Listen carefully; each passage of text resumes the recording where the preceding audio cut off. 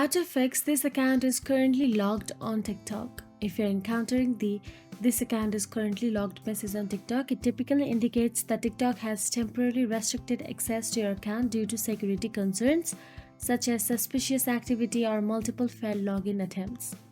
So here is what to do. First of all, simply attempt to log in.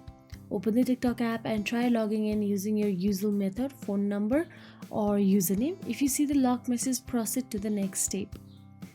If it works for you, then you do not have to go to the next step. Now all you have to do is go to the home screen. Now simply tap on the Safari.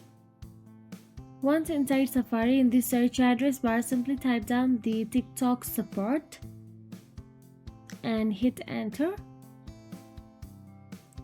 Then you can see report a problem option available on your screen. Tap on it and navigate to its official website.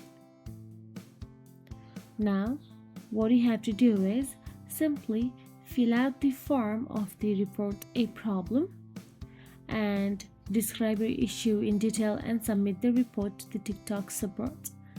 And that is it. If you found this video helpful, please like, share and subscribe our channel, and thank you so much for watching.